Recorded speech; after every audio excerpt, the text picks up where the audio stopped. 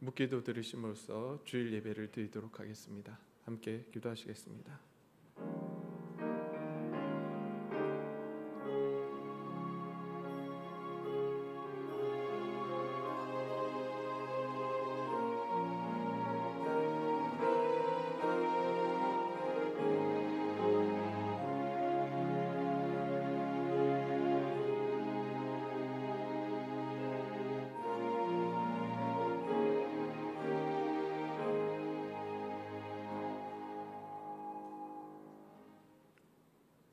사랑과 은혜가 충만하신 아버지 하나님,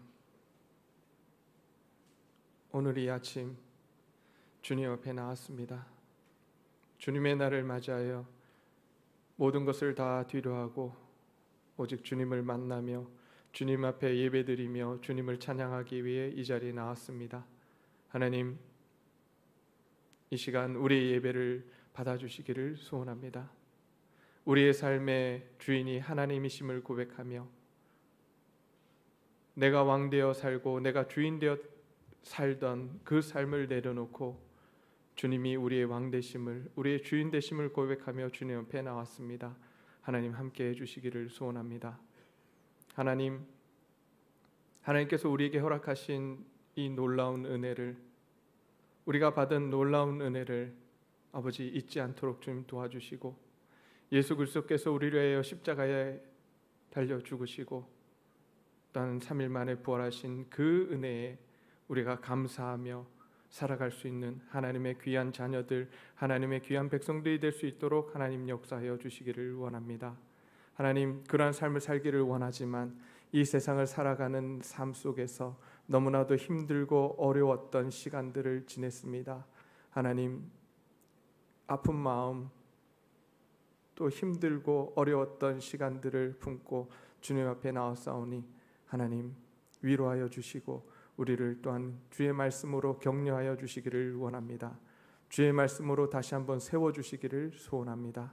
그래서 우리가 다시 일어나 주님께서 원하시는 빛과 소금의 직분을 감당하며 예수 그리스도의 향기를 드러내는 하나님의 귀한 백성이요 하나님의 귀한 자녀가 될 수 있도록 하나님 역사하여 주시옵소서. 하나님, 오늘 이 예배를 통해서 우리에게 말씀해 주시고 우리의 마음과 심령을 다스려 주시기를 소원합니다. 마치는 시간까지 성령님께서 인도하여 주실 줄 믿사옵고 감사를 드리며 예수님 이름으로 기도드립니다. 찬송 415장 함께 부르시겠습니다. 415장입니다.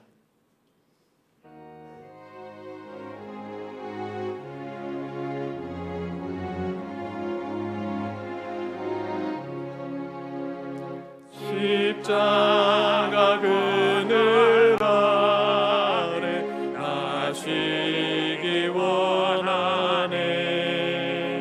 저 햇볕이 뜨겁고 또 짐이 무거워 이 광야 같은 세상에 늘 방황할 때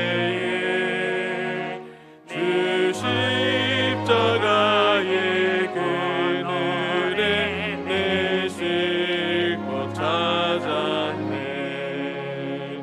내 눈을 밝히 떠서 저 십자가 볼 때 날 위해 고난 당하신 주 예수 보인다.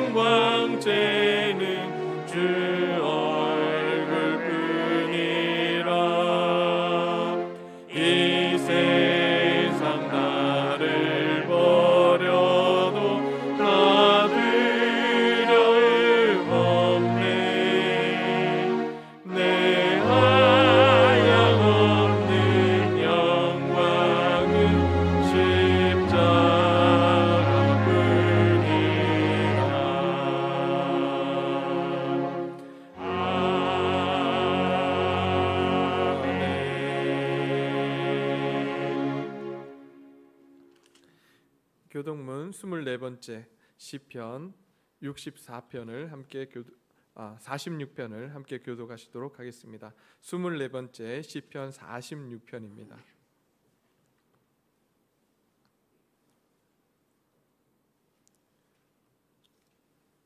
하나님은 우리의 피난처시요 힘이시니 환난 중에 만날 큰 도움이시라.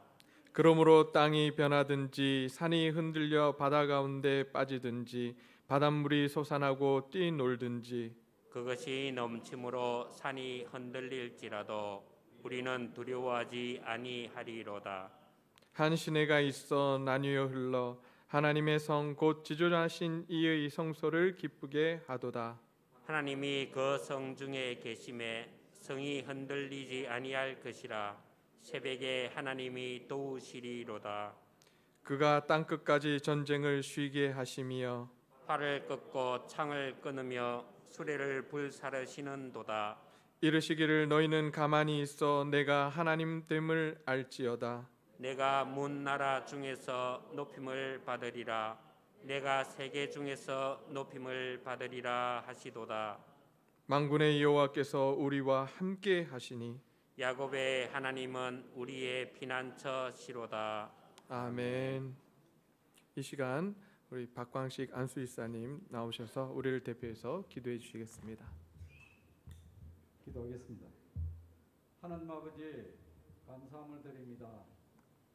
오늘 주일을 허락하여 주시고 우리 믿음의 식구들을 이 자리에 불러주시고 대면 예배로 또 이 자리에 나오지 못한 분들은 영상 예배로 하나님께 영광 돌리게 해주시는 은혜를 감사를 드립니다. 하나님 아버지 우리가 이 드리는 예배가 모양과 장소는 다를지라도 신령과 진정으로 예배드리는 예배가 되게 해주시고 이 예배가 하나님께 영광이 되며 저희들에게 큰 은혜가 되는 시간이 되게 하여 주시옵소서. 하나님 아버지 우리의 예배 모습들을 생각해 봅니다. 비록 몸은 이 자리에 와 있으나 우리의 생각과 마음들은 세상의 근심들로 가득 차 있고 언젠가 우리들에게 손에 들려져 있던 성경책은 휴대폰으로 대체가 되고 우리의 시선들은 그 휴대폰에 집중되어 있음을 고백합니다. 하나님 아버지 또한 코로나 핑계로 인해로 우리의 관심사는 하나님께로부터 점점 멀어져 가는 것을 또한 고백합니다. 하나님 아버지 우리가 하나님을 믿는 구원받은 백성으로서 하나님 말씀대로 한 주간을 살고자 노력했으나 아직도 여전히 나의 주인은 하나님이 되지 못하고 내가 주인이 되어서 내 마음대로 내 뜻대로 살아왔음을 또한 고백합니다. 하나님 아버지 이 시간 세상 것 내려놓게 해주시고 온전히 하나님에게만 집중할 수 있도록 인도하여 주시옵소서.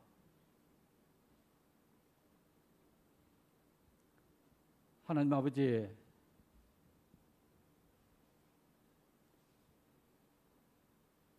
우리 성도님들 가운데서는 세상에서 상처받고 위로받지 못하고 세상에서 해결받지 못한 문제들을 가지고 이 자리에 나왔습니다.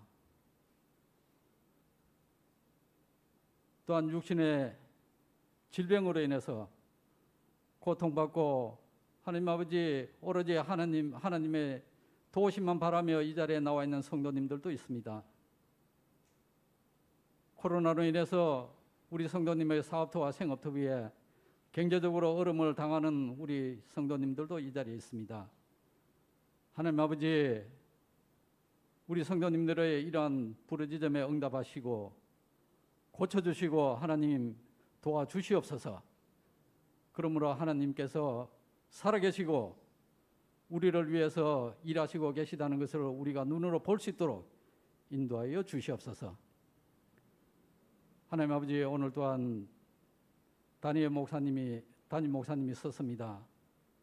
영육간의 강건함으로 지켜주시고 성령 충만함으로 인도하여 주시옵소서. 말씀을 대언하실 때에 그 말씀 가운데 우리가 하나님의 뜻을 알게 해 주시고 하나님의 마음이 있는 곳에 우리들의 마음이 있게 해 주시고 하나님의 시선이 머무는 곳에 우리의 시선들이 머물게 해 주시고 하나님의 손발이 필요한 곳에 우리들의 손발이 되게 해 주시고 그러므로서 그것으로 인해서 우리가 이웃을 잘 섬길 수 있도록 인도하여 주시옵소서. 그렇게 할 때에 분명 그 자리에는 하나님 나라가 임하는 것을 확신합니다. 그 일을 위해서 우리가 세상으로부터 먼저 부르심을 받았다는 것을 알게 해 주시고 감사함으로 잘 감당할 수 있도록 인도하여 주시옵소서.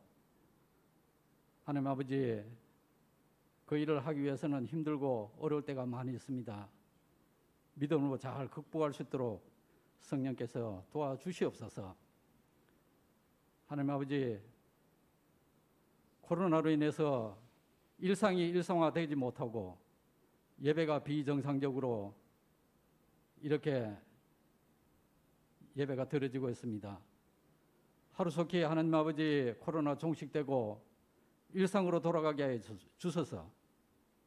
우리가 마음껏 하나님께 예배드리게 해 주시고 찬양할 수 있도록 해 주시고 우리 성도님이 모여서 교제할 수 있는 그날이 하루속히 오기를 간절히 빌고 원합나이다. 인도하여 주시옵소서. 이 모든 말씀 우리 주 예수 그리스도 이름으로 간절히 기도드렸습니다.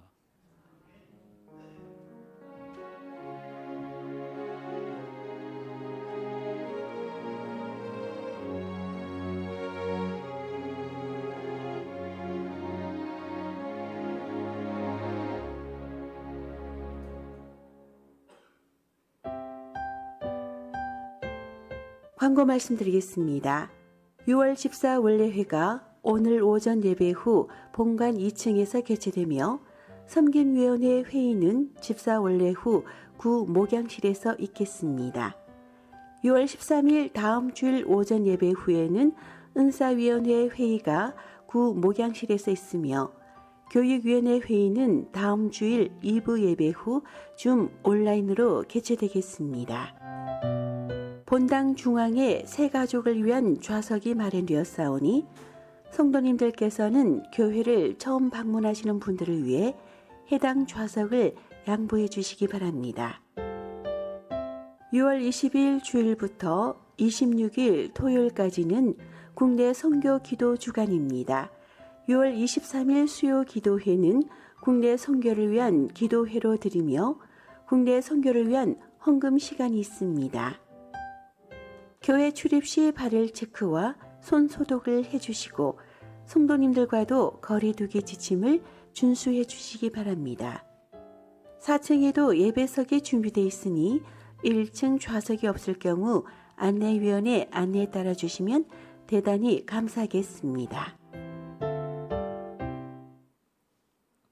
네, 계속해서 기도해 주시면 감사하겠습니다. 계속 우리가 이제 코로나로 인해서 백신을 지금 맞고 있는데 백신을 맞고 어려움 당하지 않도록 잘 회복되고 또 코로나의 항체가 생겨서 우리가 일상으로 돌아가고 또 우리 예배가 정상화될 수 있도록 함께 계속해서 기도해 주시면 감사하겠습니다. 네, 저도 저희 사역자들도 이제 이번 주 다음 주에서 지금 백신을 맞을 예정입니다. 잘 맞고 건강히 또 이렇게 회복할 수 있도록 기도해 주시면 감사하겠습니다. 이 시간 성가대 특송 들으시면서 우리 준비하신 헌금 하나님 앞에 드리도록 하겠습니다.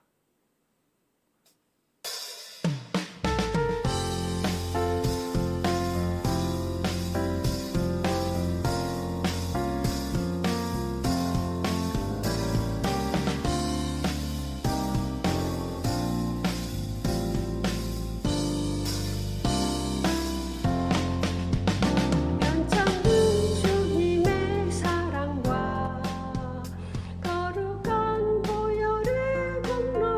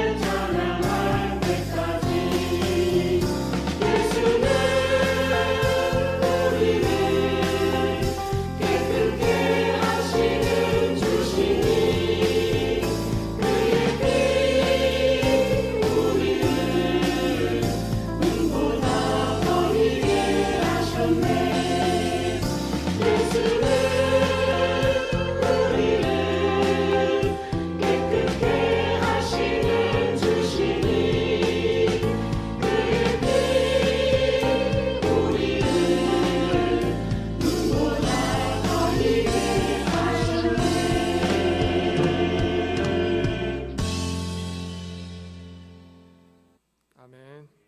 네, 감사합니다.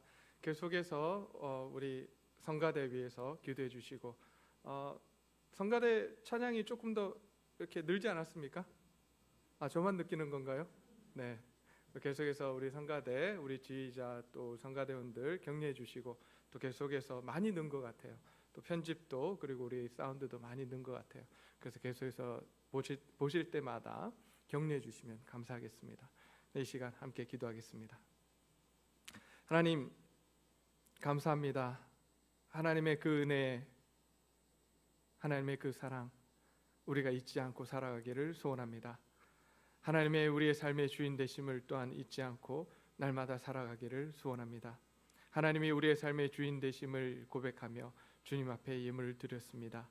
이 예물이 온전히 하나님 앞에 우리의 삶의 고백으로 드려질 수 있도록 주님 도와주시고, 그래서 이제 우리가 나가서 삶을 살아갈 때에 나의 삶의 주인이, 나의 물질의 주인이, 내 모든 것의 주인이 하나님이심을 고백하며 인정하며 살아갈 수 있도록 주님 역사하여 주시옵소서. 하나님께 드려진 이 예물이 정말 하나님이 원하시는 곳에 잘 쓰여질 수 있도록 지혜를 허락해 주시고, 또한 그 쓰인 물질로 인해서 하나님께는 영광이요 또한 그 물질로 인해서 위로받는 사람들이 많이 생겨나기를 또한 소원합니다. 하나님 함께해 주십시오. 계속해서 우리 성도님들 가정마다 하나님께서 주인이 되어 주시고 또한 일용할 양식을 허락해 주시며 평안과 안식을 주님 허락해 주시기를 소원합니다. 감사를 드리며 예수님 이름으로 기도드립니다. 네, 이 시간 우리 성경 봉독 시간입니다. 누가복음 4장 16절부터 30절까지의 말씀을 우리 박세명 성도 가정이 읽어주겠습니다. 예수께서 그 자라나신 곳 나사렛에 이르다 안식일에 늘 하시던 대로 회당에 들어가사 성경을 읽으려고 서심해 선지자 이사야의 글을 들이거늘 책을 펴서 이렇게 기록된 데를 찾으시니 곧 주의 성령이 내게 임하셨으니 이는 가난한 자에게 복음을 전하게 하시려고 내게 기름을 부으시고 나를 보내사 포로된 자에게 자유를, 눈먼 자에게 다시 보게 함을 전파하며 눌린 자를 자유롭게 하고 주의 은혜의 해를 전파하게 하려 하심이라 하였더라. 책을 덮어 그 맡은 자에게 주시고 앉으시니 회당에 있는 자들이 다 주목하여 보더라. 이에 예수께서 그들에게 말씀하시되 이 글이 오늘 너희 귀에 응하였느니라 하시니 그들이 다 그를 증언하고 그 입으로 나오는 은혜로운 말을 놀랍게 여겨 이르되 이 사람이 요셉의 아들이 아니냐. 예수께서 그들에게 이르시되 너희가 반드시 의사야 너 자신을 고치라 하는 속담을 인용하여 내게 말하기를 우리가 들은 바 가버나움에서 행한 일을 내 고향 여기서도 행하라 하리라. 또 이르시되 내가 진실로 너희에게 이르노니 선지자가 고향에서는 환영을 받는 자가 없느니라. 내가 참으로 너희에게 이르노니 엘리야 시대에 하늘이 3년 6개월간 닫히어 온 땅에 큰 흉년이 들었을 때에 이스라엘에 많은 과부가 있었으되 엘리야가 그 중 한 사람에게도 보내심을 받지 않고 오직 시돈 땅에 있는 사렙다의 한 과부에게 뿐이었으며 또 선지자 엘리사 때에 이스라엘에 많은 나병 환자가 있었으되 그 중에 한 사람도 깨끗함을 얻지 못하고 오직 수리아 사람 나아만 뿐이었느니라. 회당에 있는 자들이 이것을 듣고 다 크게 화가 나서 일어나 동네 밖으로 쫓아내어 그 동네가 건설된 산 낭떠러지까지 끌고 가서 밀쳐 떨어뜨리고자 하되 예수께서 그들 가운데로 지나서 가시니라. 아멘. 네, 우리 박세명 우리 형제 가정 기도 제목이 왔습니다. 가족의 건강, 그리고 부승이의 순조로운 재활, 그리고 건도와 부승이가 신앙 안에서 잘 자랄 수 있도록 기도해 달라고 기도 제목이 왔습니다. 지금 현재 함께 하지는 못하고 있지만 온라인으로 계속해서 참여하고 있다고 연락이 옵니다. 그래서 우리 성도님들께서 계속 기도해 주셔서 우리 부승이의 재활이 조금씩 순조롭게 되고 있다고 감사하다고 계속 힘을 내서 재활에 힘을 다하겠다고 연락이 왔습니다. 계속해서 기도해 주시고 관심 가져주시고 또 위로해 주시면 감사하겠습니다. 우리 박세명 형제의 가정을 위해서 함께 기도하시겠습니다. 하나님 감사합니다. 이 시간 박세명 형제 우리 시라 자매 가정을 놓고 기도합니다. 하나님께서 또 우리와 함께 신앙생활 할 수 있게 하셔서 참으로 감사를 드립니다. 하나님 이 가정 위에 하나님이 주인이 되어주시고 하나님이 왕이 되어주셔서 다스려 주시기를 소원합니다. 자기의 힘으로 사는 것이 아니라 오직 하나님의 능력으로 하나님이 주시는 그 은혜와 사랑으로 살아가는 귀한 가정이 될 수 있도록 주님 역사하여 주시옵소서. 특별히 부승이가 발달이 조금 느린 가운데 있습니다. 하나님 함께 해주시고 하나님의 은혜로 하나님의 손길로 붙들어 주셔서 잘 회복되게 하시고 또 그래서 다른 아이들과 같이 또한 성장이 발달이 잘 이루어질 수 있도록 하나님 도와주시기를 소원합니다. 그래서 정말 하나님 앞에서 하나님의 일을 하는 귀한 자녀가 될 수 있도록 주님 역사하여 주시옵소서. 이 가정을 통해서 하나님의 사랑과 은혜가 주위 모든 사람들에게 퍼져나갈 수 있도록 하나님 붙들어 역사하여 주시옵소서. 감사를 드리며 예수님의 이름으로 기도드립니다. 네, 감사합니다. 제가 몇 주 전부터 계속해서 이 광고를 꼭 해야지 하면서 하지 못했던 광고가 하나 있습니다. 그게 뭐냐면 2부 예배에 참석을 해주십사, 특별히 젊은 친구들 2부 예배에 참석을 해주십사 부탁을 드리고 젊은 가정들 2부 예배에 좀 참석을 해주시면 좋겠다 이렇게 말씀을 드리고 싶어요. 왜냐하면 지금 현재 상황이 70% 저희가 이제 30% 예배에 참석할 수 있거든요. 근데 이제 자꾸 보니까 이 2층 본당에 들어오시려고 자리 경쟁을 조금 하시는 모습이 보여요. 그래서 이거는 또 아닌데 싶은 마음이 있습니다. 그래서 가능하다면 또 1층에 계신 분들한테 또 죄송하기도 하고 그래서 2부 예배도 있습니다. 참고로 말씀드리면 2부 예배의 설교가 좀 낫습니다. 두 번째 하는 거라 조금 잘해요.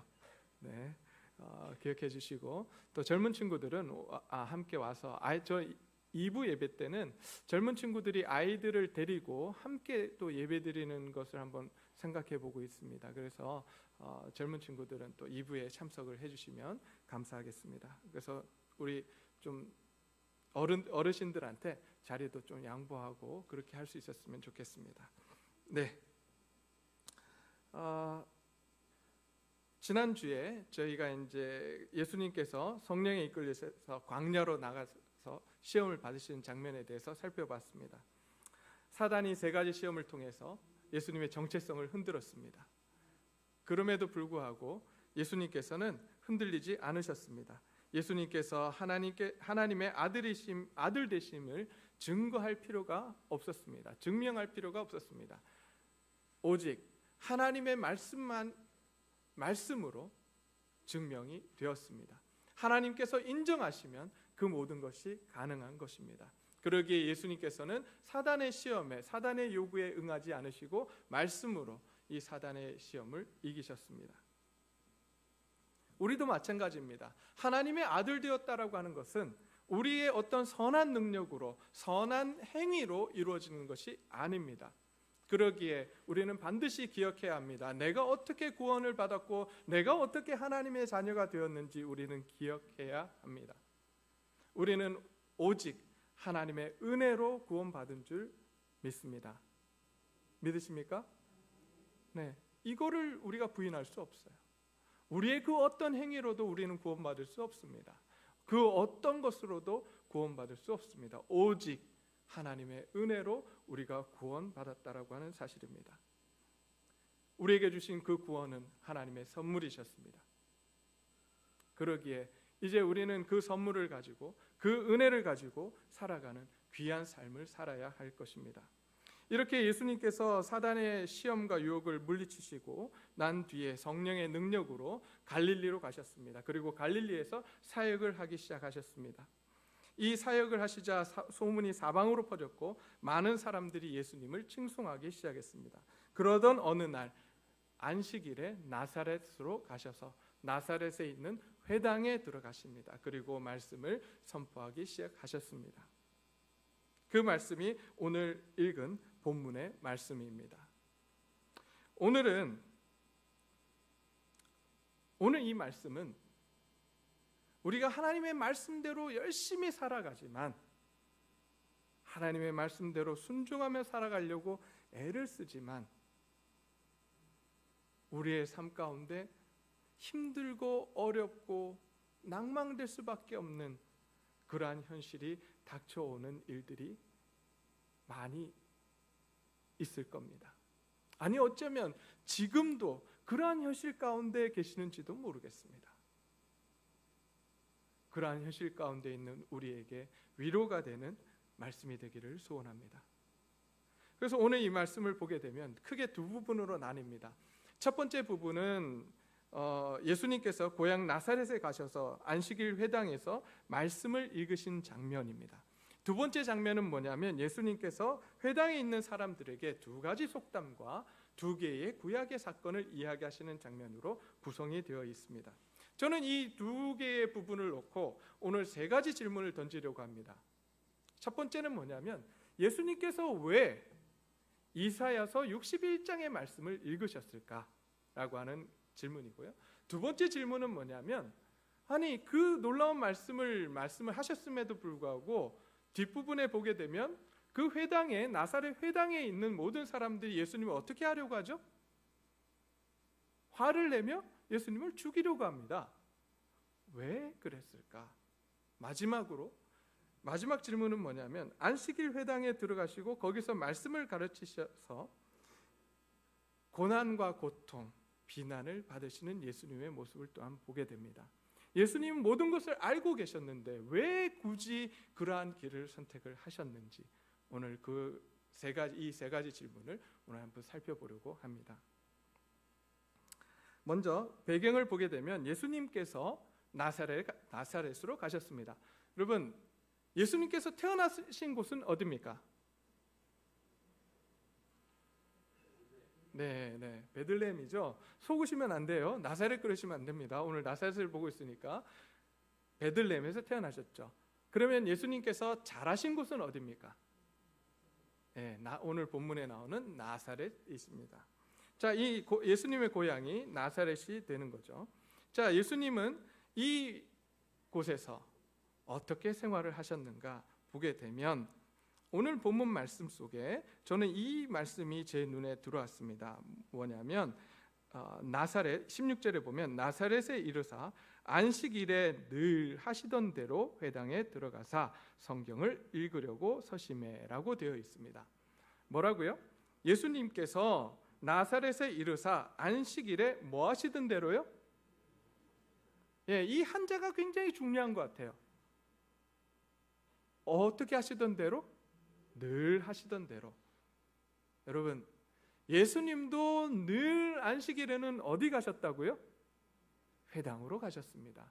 회당에 가셔서 말씀을 읽고 말씀을 나누고 또한 하나님 앞에 예배드렸다는 이야기를 하고 있는 겁니다. 하나님의 아들이신 예수님조차도 매주 하나님 앞에 나아가셨습니다. 그렇다면 하나님의 자녀된 저희는 어떻게 해야 될까요? 말할 거 없습니다. 저희도 하나님 앞에 예배 드려야 합니다. 예수님께서 예배 드리셨다면 저희도 하나님 앞에 나와 예배 드려야 합니다.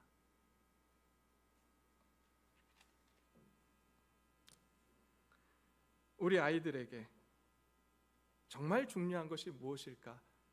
우리에게 정말 중요한 것이 무엇일까? 다시 한번 생각해 보게 됩니다. 여러분, 무엇이 중요합니까? 오늘 말씀 속에서도 예수님께서 항상 하나님 앞에 예배드리셨습니다. 그렇다면 우리도 하나님 앞에 예배드리는 모습을 가져야 하며 또 우리 자녀들에게 어떻게 해야 될까요? 무엇을 가르쳐야 할까요? 예배드리는 것을 가르쳐야 합니다. 돈 버는 법, 세상에서 출세하는 법? 어쩌면 마치 우리 부모님들이 세상의 인생을 살아가는 답을 알고 있는 것처럼 우리 자녀들에게 가르치고 있는지도 모르겠습니다. 답을 알고 계십니까? 인생의 답을 알고 계신가요? 저는 모릅니다. 그러기에 인생의 답을 알고 계신 분을 의지하려고 합니다. 그분이 누구시죠?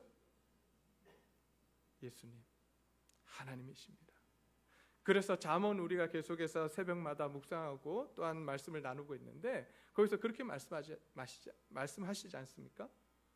여호와를 경외하는 것이 지식의 근본이라고 말씀하고 계십니다. 그러기에 하나님 앞에 나아가 하나님을 예배하는 것, 이것만큼 중요한 것이 없습니다.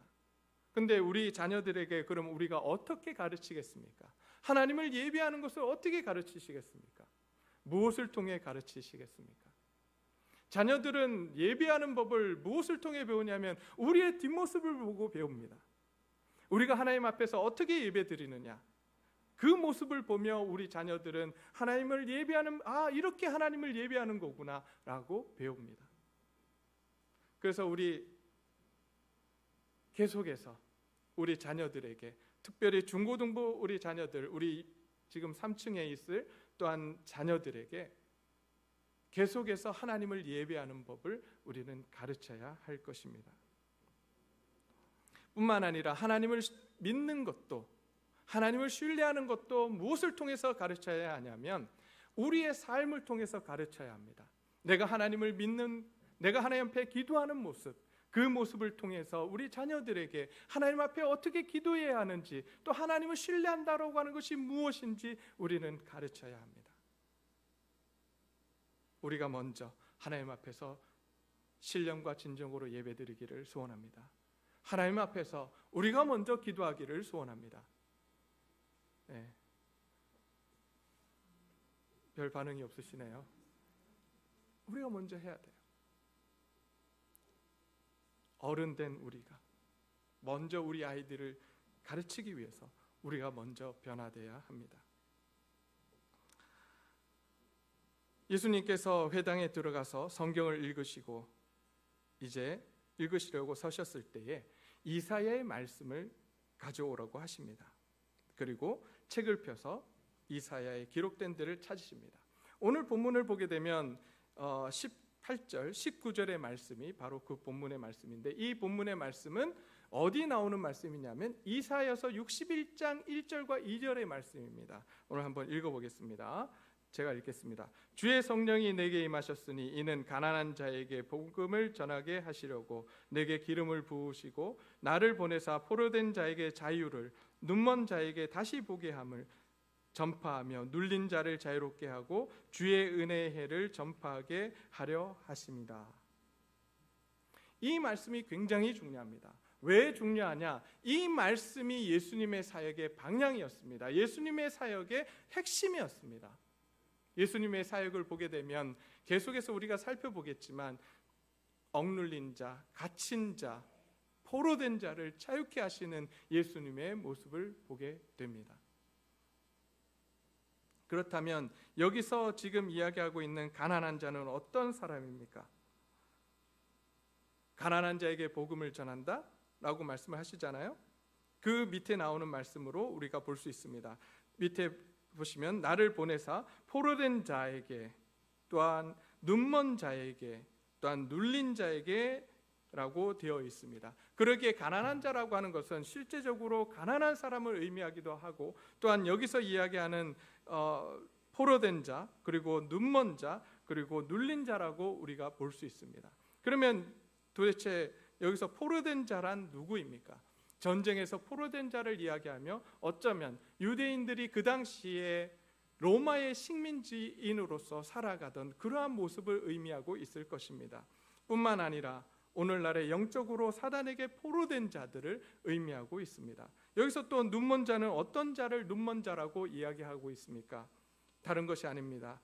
육신의 질병으로 인해 고통받고 있는 자들을 의미합니다. 또한 영적으로 무엇이 진리인지, 무엇이 중요한지를 깨닫지 못하는 사람들을 이야기하고 있습니다.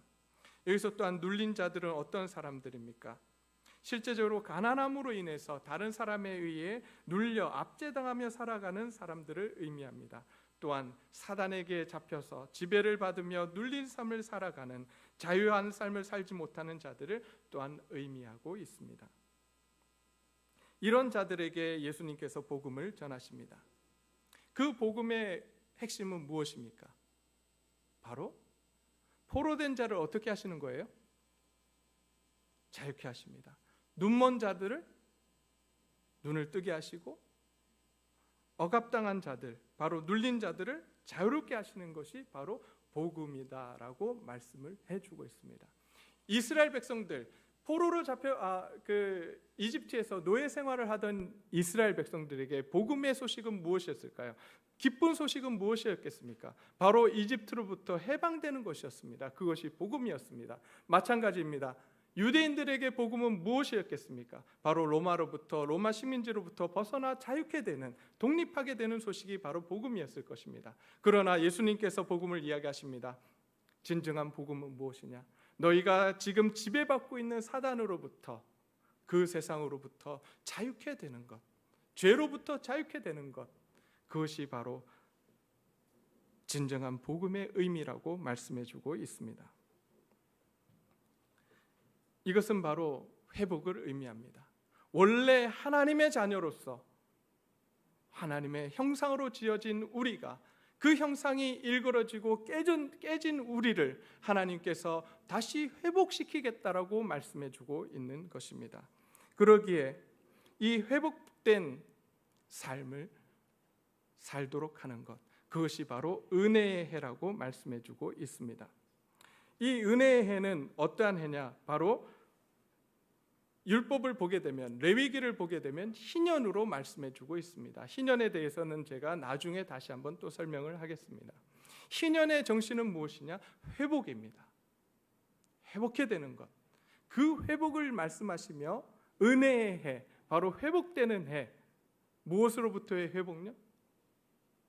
망가졌던 우리의 일상, 망가진 하나님의 형상이 회복되는 그러한 은혜의 해. 갇힌 자들은 풀려나게 되고, 포로된 자들이 자유케 되며, 눈먼 자들이 눈을 뜨게 되는 그러한 회복을 말씀해주고 있습니다. 예수님께서 사역을 하실 때에 이 회복의 사역을 하십니다. 육신이 아픈 자들을 회복시키시고, 귀신에 잡혀 있는 자들을 회복시키시며, 하나님과의 관계가 깨어진 우리를 다시 회복시키시는 그러한 사역을 하십니다. 그러기에 우리도, 예수님의 제자된 우리도 바로 회복의 복음, 회복의 사역을 해야만 합니다. 어떻게 회복시키시겠습니까? 여러분, 회복을 경험하고 계십니까? 예수님을 믿고 내가 회복되었다, 아니 회복 가운데 있다라고 믿으십니까? 그러한 일들이 우리의 삶 가운데 일어나고 있습니까? 아니면 여전히 다른 것에 사로잡혀서 회복되지 못한 삶, 진정 자유를 누리지 못하는 삶을 살고 계십니까? 이제 하나님 안에서, 예수 그리스도 안에서 회복된 삶을 살아가시기를 원합니다. 그 회복을 맛보기를 소원합니다. 우리가 먼저 그 회복이 돼야 다른 사람들에게 하나님을 증거할 수 있어요. 하나님의 복음을 우리가 전할 수 있습니다.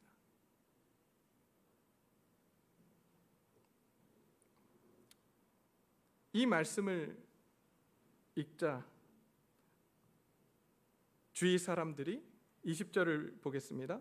책을 덮어 그 맡은 자에게 주시고 앉으시니 회당에 있는 자들이 뭐 했다고요?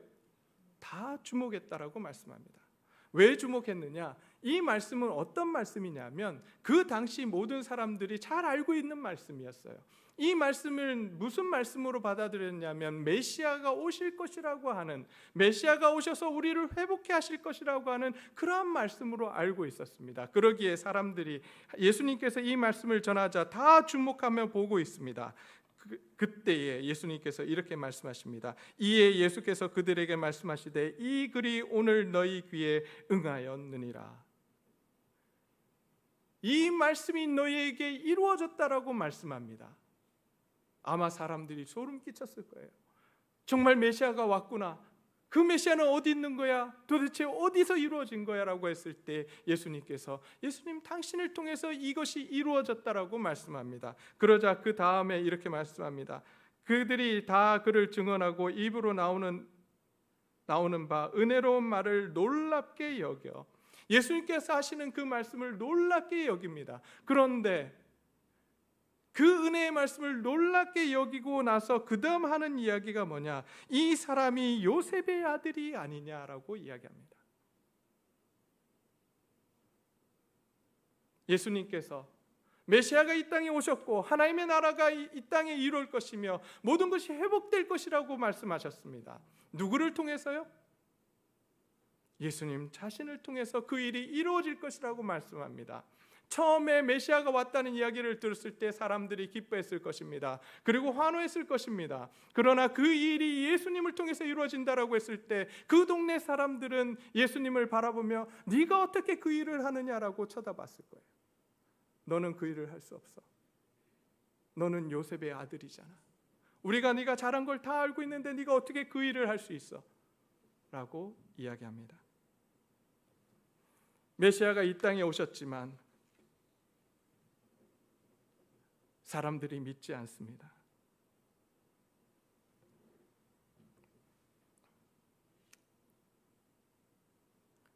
누가는 이 본문을 통해서 이야기합니다.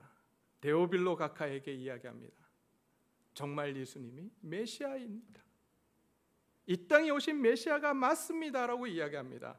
그 증거로 첫 번째, 주의 성령이 내게 임하셨으니라고 오늘 18절에 말씀을 합니다. 주의 성령이 내게 임하셨으니 예수님의 사역을 시작하기 전에 성령이 예수님께 임하셨습니까? 임하지 않으셨습니까? 기억이 안 나시나요? 언제 임하셨던가 이러시면 안 됩니다. 임하셨잖아요. 언제요? 3장에서. 3장 어디서요? 예수님께서 침례를 받으시고 내려오시자 성령이 강림하시잖아요. 누구에게 강림하셨습니까? 예수님에게 강림하셨습니다. 그리고 그 성령님의 인도함을 받아서 광야로 나가시고 광야에 나가서 사단의 시험을 받으십니다. 시험이 끝나자 성령의 능력으로 하나님의 일들을 사역을 시작하셨습니다. 그러기에 오늘 여기 나온 주의 성령이 내게 임하셨으니 라고 하는 이 말씀이 바로 예수님 자신임을 증거하고 있는 것입니다.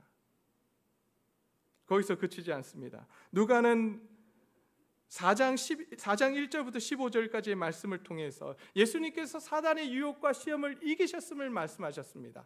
바로 사단을 이기실 수 있는 분, 그분이 바로 예수 그리스도이심을 말씀해 주십니다. 그러기에 이제 눈먼 자와 포로된 자, 억눌린 자를 자유케 하실 수 있는 분이 바로 예수님이시라고 하는 사실을 데오빌로에게 이야기해 주고 있습니다. 예수님이 메시아라고 하는 사실을 증거하고 있는 것입니다. 그런데 이 말씀을 듣고도 이 회당에 있던 사람들은 예수님을 죽이려고 합니다. 화를 내요. 그리고 화를 내는 정도에서 그치지 않고 예수님을 죽이려고 합니다. 그것이 오늘 본문 말씀 28절에 나옵니다. 회당에 있는 자들이 이것을 듣고 다 크게 화가 나서 일어나 동네 밖으로 쫓아내어 그 동네가 건설된 산 낭떠러지까지 끌고 가서 밀쳐 떨어뜨리고자 하되라고 되어 있습니다. 도대체 예수님께서 무슨 말씀을 하셨길래 이 회당 사람들은 이렇게 화가 났을까요? 단지 예수님이 메시아라고 하는 그 사실만 가지고 이들이 화를 냈을까요? 도대체 그 다음 예수님께서는 무엇을 말씀하셨는지 우리가 함께 보기를 소원합니다. 23절을 보게 되면 23절부터 계속해서 예수님께서는 두 가지 속담을 말씀하십니다. 첫 번째 속담이 뭐냐면 의사야 너 자신을 고치라라고 하는 속담 한 가지이고, 두 번째 속담은 뭐냐면 선지자가 고향에서는 환영받을 자가 없느니라라고 하는 속담입니다. 첫 번째 속담을 통해서 너희가 반드시 의사야 너 자신을 고치라 하는 속담을 인용하여 내게 말하기를 우리가 들은 바 가버나움에서 행한 일을 내 고향 여기서도 행하라 하리라 라고 말씀합니다. 무슨 이야기냐면 가버나움에서 행했던 그 기적들, 그 이적들을 지금 오늘 너의 고향 나사렛에서도 행하라라고 요구한다라고 하는 것입니다. 회당에 모인 사람들에게 예수님께서 말씀을 선포하셨습니다. 말씀보다 더 중요한 것이 없었습니다. 그리고 이 말씀은 예수님께서 메시아이시며 메시아 사역이 어떠한 것임을, 하나님 나라가 어떠한 것임을 말씀해 주시는 귀한 말씀이었습니다. 그러나 그들은 그것이 필요 없었습니다. 오직 그들의 관심은 어디 있었냐면 이적과 기적에 있었습니다. 말씀에 있지 않았어요. 그런 말씀 말고 이적과 기적을 행해라라고 요구합니다. 그래야 우리가 믿겠다. 이것은 누구의 이야기였죠? 누가 이런 요구를 했었습니까? 우리가 지난주에 봤잖아요. 사단이 요구하는 거였어요. 그들 역시도 회당에 앉아있는 하나님의 백성이라고 이야기하는 유대인들조차 예수님에게 그렇게 요구를 합니다. 또 한 가지 속담을 말씀하십니다. 그것은 뭐냐면 선지자가 고향에서는 환영받지 못한다라고 말씀합니다. 이 말씀은 무엇이냐 하면 바로 선지자가 하나님의 말씀을 선포해도 그것을 듣지 않는다라고 합니다. 왜 듣지 않을까요? 그 선지자에게 대한 선입견과 편견 때문에 듣지 않는다라고 말씀하고 있는 것입니다. 그러면서 두 가지 사건을 말씀을 합니다. 그 두 가지 사건이 무엇입니까? 오늘 본문 25절과 26절에 나오는 말씀입니다. 첫 번째는 엘리야 시대에 바로 큰 흉년이 들었을 때 이스라엘 안에 많은 과부들이 있었습니다. 그러나 엘리야는 누구에게 보냄을 받죠?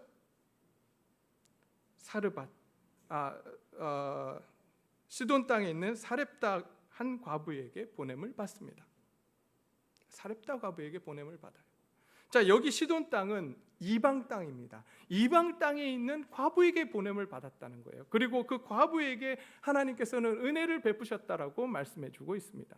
하나님의 은혜를 받은 자는 아무도 없었습니다. 이스라엘 땅에는 없었어요. 과부에게 아무 과부에게도 없었습니다. 오로지 시돈 땅에 있는 이방 여인 한 여인에게 하나님께서 은혜를 베푸셨다라고 말씀합니다.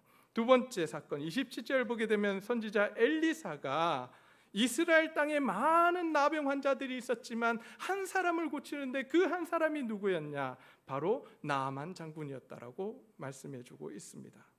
수리아 사람, 이방 장군, 이방 사람 한 사람만 하나님의 은혜를 받았다라고 말씀해주고 있습니다. 이 두 사건의 공통점이 무엇인지 아십니까? 첫 번째가 뭐죠? 이방 사람이에요. 이방 사람에게 하나님의 은혜가 임했다라고 말씀해주고 있는 것입니다. 그러기에 이제 이스라엘 백성들에게, 유대인들에게 예수님께서 말씀하십니다. 너희들에게 이제 주어졌던 그 은혜와 사랑이 흘러 넘쳐서 이방에게까지 그것이 흘러가야 된다라고 말씀해주고 있는 것입니다. 두 번째 공통점이 있습니다. 엘리사와 엘리야가 활동했던 이 시대의 모습이에요. 이 시대는 아합의 아들 여호람의 시대였습니다. 이 시대는 성경에서 찾아보기 힘든 악한 시대였습니다. 경제적으로 군사적으로 부흥했던 시대였지만 그토록 악했던 시대, 하나님이 하나님 되지 못했던 시대, 그 시대였던 것입니다. 그러기에 하나님께서는 그 이스라엘 백성들에게 은혜를 주시고자 하시지만 은혜를 주실 수 없었어요. 그들이 하나님을 인정하지 않았기 때문에 선지자를 보내서 하나님 말씀을 선포하지만 그들이 하나님의 말씀을 듣지 않습니다. 그랬던 시대가 언제냐? 바로 엘리야와 엘리사가 사역했던 그 시대라고 말씀해주고 있습니다. 이 말씀을 예수님께서 하시자 회당에 있는 자들이 이것을 듣고 다 화를 냅니다. 왜 화가 났을까요? 아까도 말씀을 드렸지만 자기네들은 서민이라고 생각했습니다. 자기네들만이 하나님의 은혜를 받을 자격이 있다라고 생각했습니다. 이방인들은 개돼지 취급했어요. 그들에게는 하나님의 은혜가 주어질 수 없다라고 생각했습니다. 그러나 예수님께서 말씀하십니다. 아니, 오히려 너희는 하나님의 은혜 받을 자격이 없어. 저 밖에 있는 이방인들이 하나님의 은혜를 받게 될 거야. 너희가 왜 그렇게 은혜를 받지 못하는 줄 아니? 너희가 악하기 때문이야. 하나님의 말씀이 선포되어도 너희들이 가지고 있는 그 선입견과 편견으로 인해서 하나님의 말씀을 받아들이지 못하는 그 강팍함으로 인해서 너희는 더 이상 하나님의 은혜를 받을 수 없다라고 예수님께서 말씀하십니다. 이것이 그들의 찔림이 되고 그들이 회개하는 기회를 하나님 예수님께서 주신 것인데 그들은 오히려 그렇게 하지 않습니다. 오히려 그들의 마음을 강팍하게 합니다. 하나님의 말씀을 듣지 않아요. 그리고 오히려 예수님을 낭떠러지로 몰고 가서 죽이려고 합니다.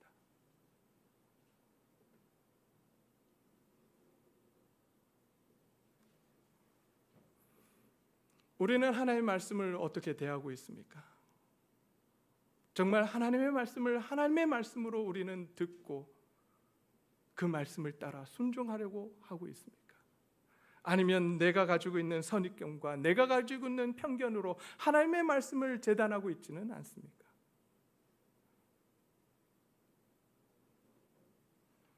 그래서 어떤 분들은 하나님의 말씀이 정말 자유롭게 나에게 들려지기 위해서 성경에 줄도 긋는 것을 하지 말라라고 하신 분들도 있어요. 저 성경에 줄 긋는 거 되게 좋아하거든요. 근데 놀라운 거 아세요? 책이나 어디든지 줄을 꺼놓잖아요. 그러면 다음에 볼 때 뭐만 볼까요? 줄 끈 것만 봅니다. 그 옆에 있는 게 보이지 않아요. 그토록 무섭습니다. 우리가 가지고 있는, 우리 인간이 가지고 있는 선입견, 편견, 우리의 생각의 틀은 그토록 무서워요. 그러기에 하나님이 말씀하시는 그 말씀을 온전히 듣기 위해서 우리는 우리가 가지고 있는 생각의 틀과 우리가 가지고 있는 선입견과 편견을 내려놔야 하는 것입니다.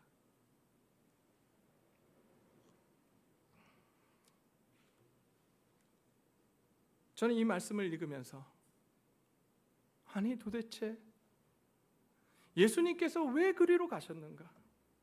나사렛 안 가셔도 됐었어요. 그렇잖아요. 예수님께서 나사렛에 가시면 이런 일들이 일어날 거라고 아셨을까요? 모르셨을까요? 아셨을까요? 모르셨을까요? 아셨을 거예요. 근데 왜 가셨어요? 왜 가셔가지고 굳이 거기 가셔가지고 이런 모욕을 당하시고 이런 위협을 당하시냐고요. 안 가셔도 되는데.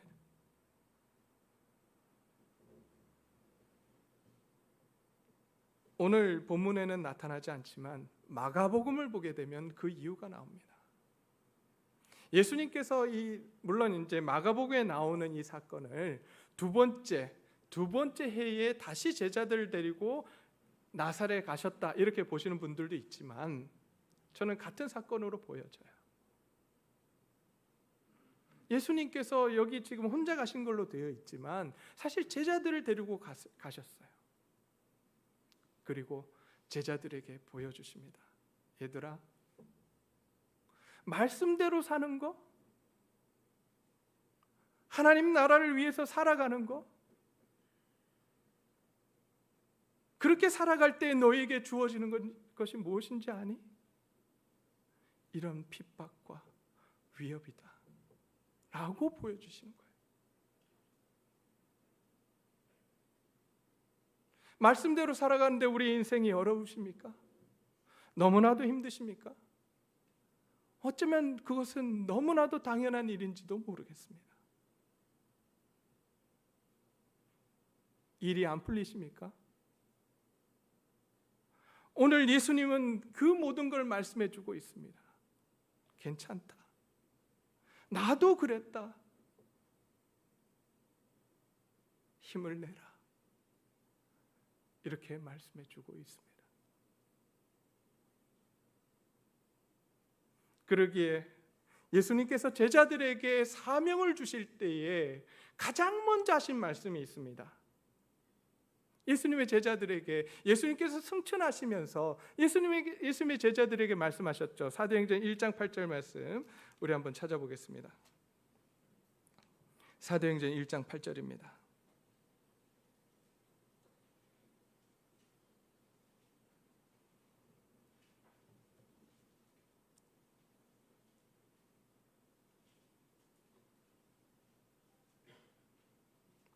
한 목소리로 읽겠습니다. 시작.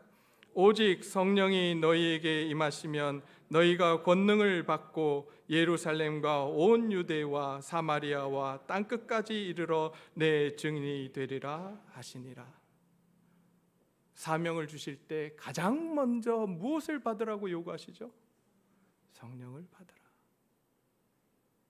예수님께서 사역을 하시기 전에 누가 내려오셨습니까? 누가 함께 하셨습니까?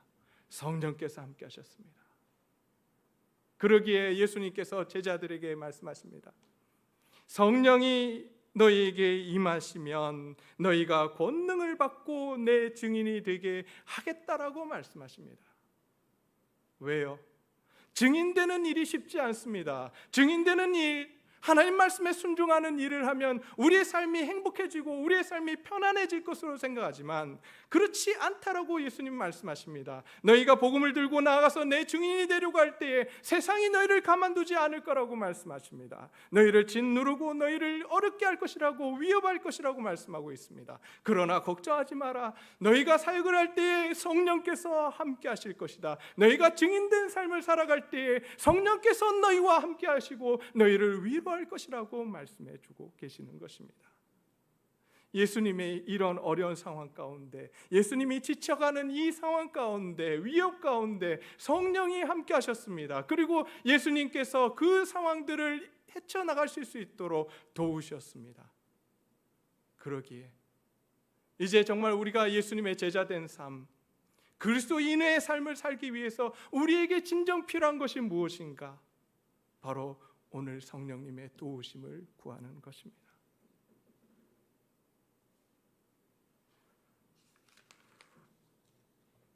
그래야지만 우리는 하나님의 일들을, 예수님의 제자로서의 삶을 온전히 살아갈 수 있기 때문입니다.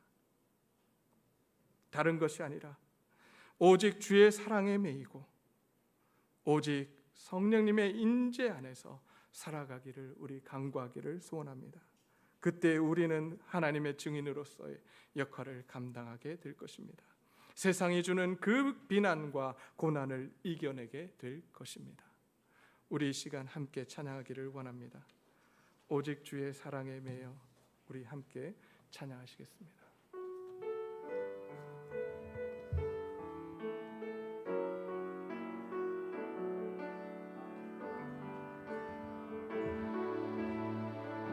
오직 주의 사랑에 매여 오직 주의 사랑에 매여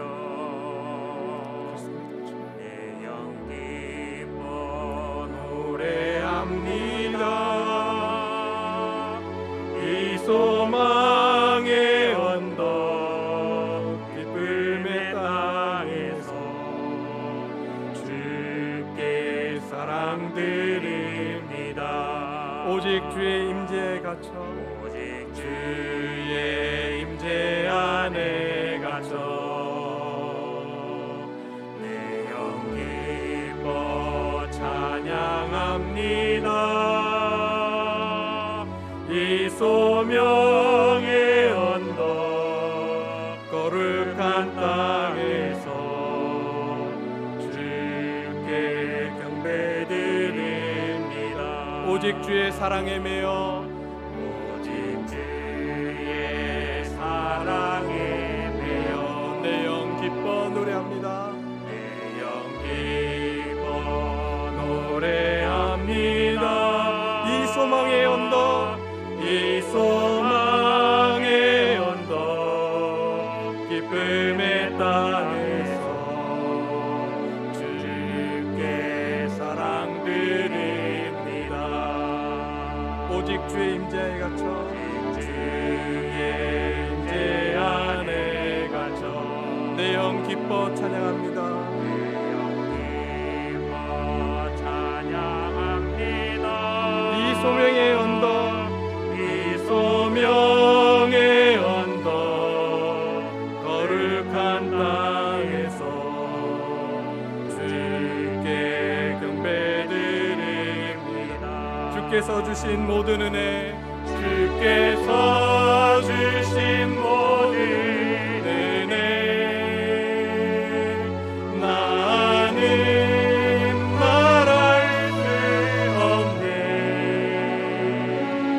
내 영혼 즐거이 주 따르렵니다.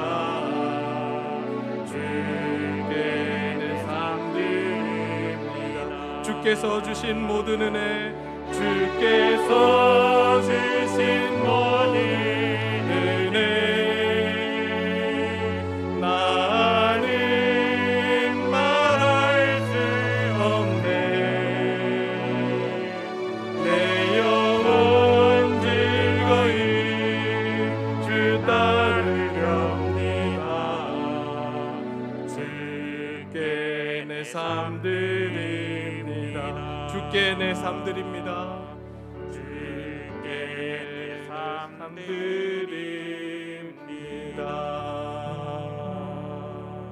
그렇습니다. 이제 하나님 앞에 기도하기를 소원합니다. 다른 것 의지하지 않고 오직 성령님의 인도하심을 받으며 살아가겠노라.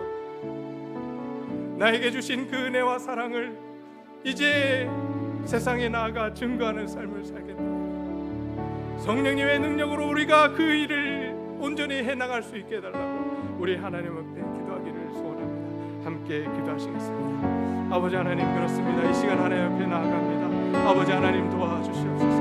아버지 하나님, 오 주여, 아버지 성령님의 능력으로 우리가 다시 서기를 소원합니다. 아버지 하나님, 아버지 이제 우리의 눈이 오직 하나님을 향하기를 소원합니다. 세상을 향하지 아니하며 아버지 하나님, 내가 가지고 있는 편견과 선입견을 내려놓고 오직 하나님만의 말씀을 듣기를 소원합니다. 오직 하나님만을 바라보기를 소원합니다. 아버지 하나님, 역사하여 주시옵소서.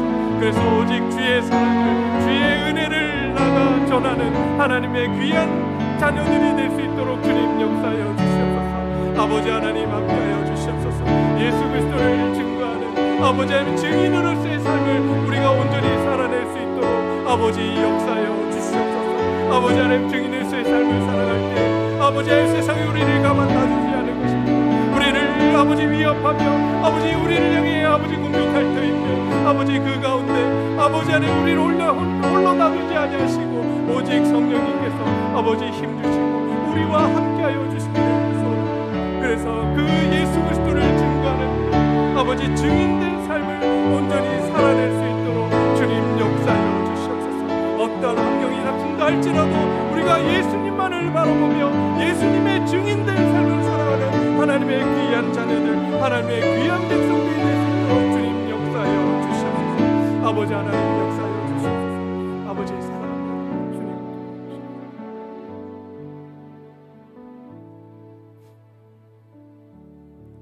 하나님, 우리가 오직 주님만을 바라보기를 소원합니다. 세상의 그 어떤 유혹이나 세상의 그 어떤 것을 바라보는 것이 아니라 오직 주님만을 바라보며 주님만을 의지하며 주님이 원하시는 그 증인의 삶을 살아가기를 소원합니다. 하나님, 함께하여 주시옵소서. 우리가 그러한 삶을 살아갈 때 세상이 우리를 가만 놔두지 않을 것입니다. 그 어려운 상황 가운데 지쳐 쓰러지고 넘어진다 할지라도 그곳에서 우리를 다시 일으켜 세우시며 우리에게 다시 힘주실 그 하나님을 기대합니다. 우리와 함께하여 주시옵소서. 지금은 우리 주 예수 그리스도의 은혜와 하나님의 사랑하심과 성령님의 역사하심이 오직 예수님만을 바라보며 예수님이 나의 주인이심을 고백하는, 나의 왕이심을 고백하는 우리 동래제일교회 성도들 머리 위에 영원히 함께 하시기를 간절히 축원하옵나이다.